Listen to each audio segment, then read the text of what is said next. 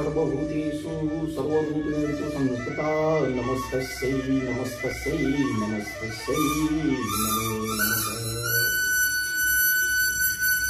बंधु बहनों, आप सबको अंतर्राष्ट्रीय महिला दिवस की ढेर सारी शुभकामनाएं।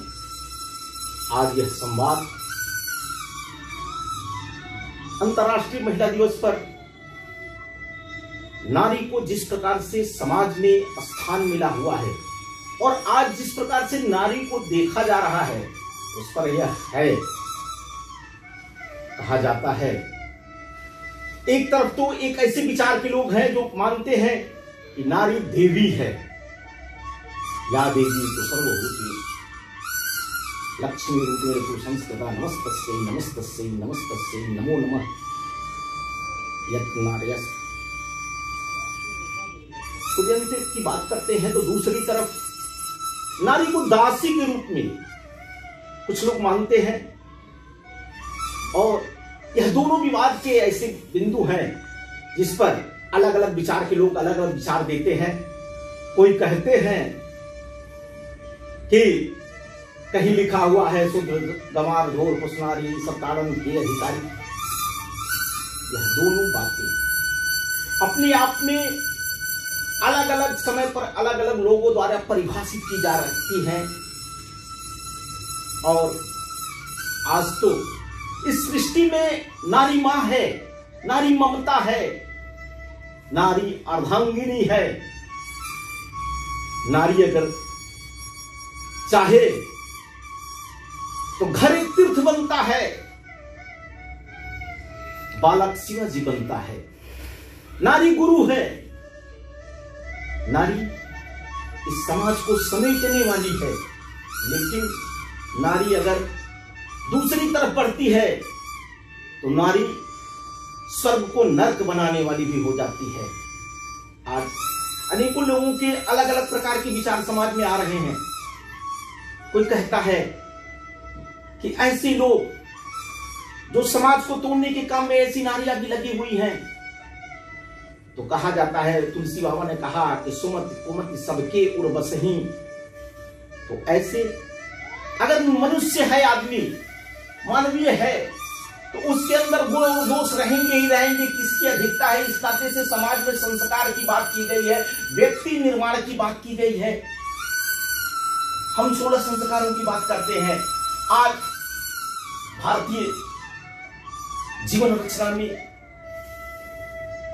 नारी की जब बात होती है तो विशेष करके आज राजनीति के क्षेत्र में भी नारी की किस प्रकार की भूमिका रही है। आज कोई कहता है कि देश में 7 लाख गांव है और 7 लाख गांव में 10 लाख ऐसी नारियां हैं जो राजनीति के क्षेत्र में लगी हुई है, काम कर रही हैं। कोई ऐसा क्षेत्र अछूता नहीं है जहां यह नारी समाज न पहुंच रहा हो और प्रामाणिकता से के साथ वह काम न कर रहा हो। तो नारी यह पूजनीय कैसे है? वह अपने संस्कारों से है, वह अपने गुणों से है। और आज राजनीति की जब बात होती है तो हम आज राजनीति के क्षेत्र में काम करने वाली ऐसी प्रथम महिला जो भारत में सांस्कृतिक राष्ट्रवाद की प्रणेता थी, जिन्होंने मराठा कुल के नाम को ऊंचा किया और भारत माता के चरणों में अपनी समस्त प्रतिभा क्षमता चढ़ाई। कहा जाता है कि एकात्म मानववाद के सिद्धांत पर चलने वाली वह पहली महिला जिसको देवी का उपाधि समाज ने दिया, दुनिया ने दिया। ऐसे देवी मां अहिल्याबाई होलकर 1767 ईस्वी में जिनके हाथ में बागडोर आई और वह भी कितने कठिन परिस्थितियों में आई। एक एक करके घर के बड़े जितने राज संभालने वाले लोग थे उनकी मृत्यु होती गई, और खंडेराव होलकर की वह अर्धांगिनी अंत में शासन जब हाथ में लेती है तो किस प्रकार से एकात्म मानव दर्शन के सिद्धांत पर चलते हुए लोक कल्याणकारी राज्य की स्थापना करती है। यानी मराठा साम्राज्य कितना छोटा, और पहमालवा का साम्राज्य जिसमें कहते हैं कि उस समय कहा जाता था कि डग डग रोटी पग पग पानी, मालवा की यह पहचान थी। हर आदमी सुखी था, संपन्न था, लोगों को कोई कष्ट नहीं था। और कहा जाता है कि शंकराचार्य जी के बाद अगर इस राष्ट्र को सांस्कृतिक राष्ट्र की अवधारणा के आधार पर अगर जोड़ने का किसी ने काम किया तो वह माता अहिल्याबाई होलकर ने किया। देश भर के मंदिर, शिवालय, देवालय, तालाब, कुओं, सड़कों का निर्माण उन्होंने जिस प्रकार से पूरे भारत में किया, यानी केवल अपना मालवा राज्य ही नहीं, तो हम कहते हैं ना कि अनेक छोटे छोटे राजा थे, उसके बाद भी यह भारत सांस्कृतिक राष्ट्र था। कुछ बात ऐसी है कि हस्ती मिट्टी नहीं हमारी, तो वही वह हस्ती है, वही वह सांस्कृतिक राष्ट्रवाद है, वही वह एकात्म मानववाद है, जो बार बार यहाँ के राजा महाराजाओं ने, अरस्तु जिस प्रकार से कहते हैं कि चाहे लोकतंत्र हो या राजतंत्र हो या कुलीन तंत्र हो, अगर उसको चलाने वाले लोग अगर ठीक हैं तो वह कोई भी शासन वो ठीक प्रकार से चल सकता है। वह राजतंत्र जिसमें देवी स्वरूपा मां अहिल्याबाई होलकर जब राज कर रही थी तो उस राज्य की व्यवस्था को देखने लायक था। न्याय व्यवस्था किस प्रकार की थी। भगवान राम के राम राज्य की चर्चा होती है, लेकिन मां अहिल्याबाई होलकर ने जिस प्रकार से राज व्यवस्था को चलाया, दीन दुखियों की जिस प्रकार से सेवा की, किसानों की जिस प्रकार से सेवा की, उसके आगे बढ़कर भी जो एकात्म मानववाद की संकल्पना है, यानी प्रकृति की, पशु पक्षियों तक की जिस प्रकार से उस राज्य में सेवा हुई, कहा जाता है वह अद्भुत था। 1767 का वह शासनकाल आज भी दुनिया में याद किया जाता है। भारत के जब राजनीतिक परिदृश्य को हम देखते हैं और राजनीतिक चिंतन की बात होती है तो लोग कहते हैं कि भारत में राजनीतिक चिंतन किस प्रकार का था, और उसको जब हम दूसरी दृष्टि से देखते हैं तो हमको लगेगा कि मां देवी अहिल्याबाई ने भगवान सहारे, भगवान के भरोसे राज सत्ता को चलाया, लेकिन ऐसा नहीं है। वह सिद्धांत था सत्यम शिवम सुंदरम का, एकात्म मानववाद का वह सिद्धांत था। सत्य ही शिव है, शिव ही सुंदर है। वह धर्मराज था, वह कर्मराज था, वह भोगराज नहीं था, अटताइयों का शासन नहीं था। और शासन व्यवस्था ठीक प्रकार से चलाने के लिए अपना सर्वस्व राजा कैसे निछावर करता है, ऐसे राजमाता से सीखा जा सकता है।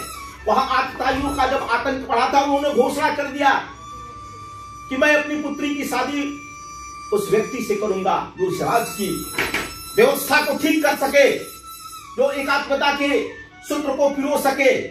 ऐसे में राजमाता का वह चरित्र, भारत एक लोकतांत्रिक देश है, यहां पर लोकतांत्रिक व्यवस्था चल रही है।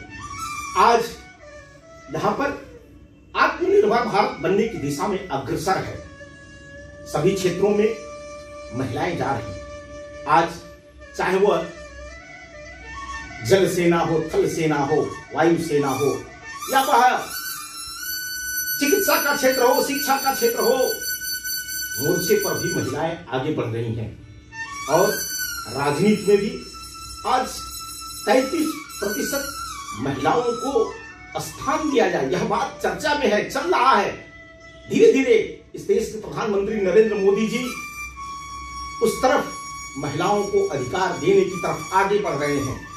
और दुनिया का जब हम परिदृश्य देखते हैं तो दुनिया के परिदृश्य में सबसे पहले अगर राजनीतिक अधिकार किसी देश ने दिया, वह भारत की राजनीति है, वह भारत है।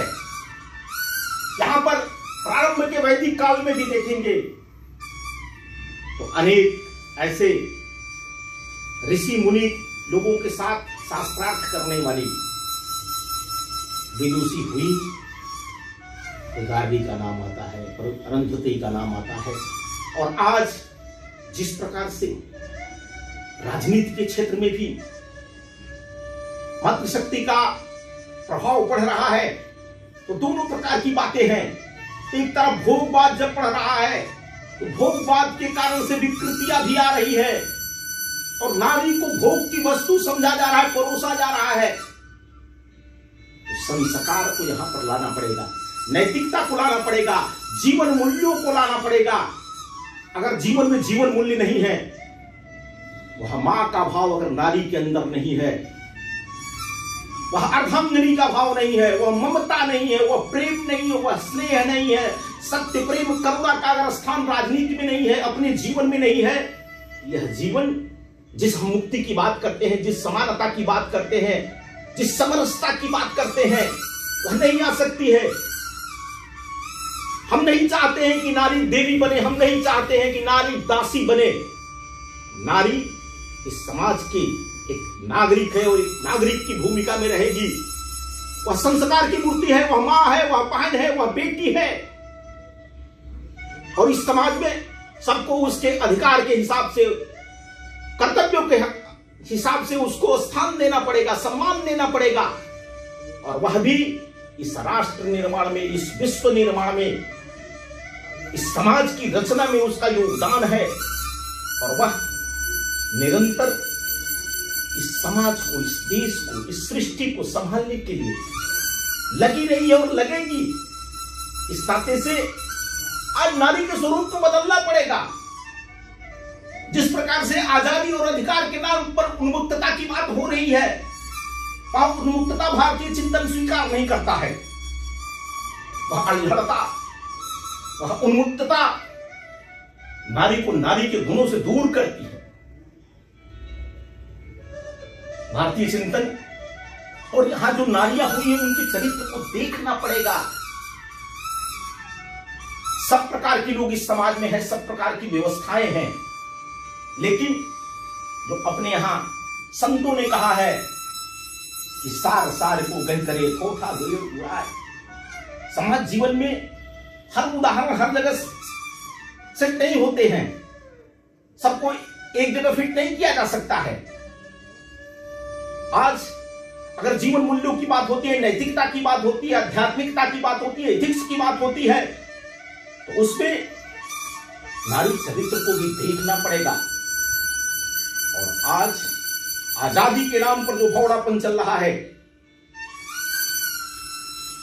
उसके आगे भी मां बहनें सोच रही हैं। अनेकों प्रकार के काम को जिस प्रकार से, जिस प्रामाणिकता से कर रही हैं, यह देश उनके कारण से आगे बढ़ रहा है और हमेशा यहां बराबरी का दर्जा रहा है।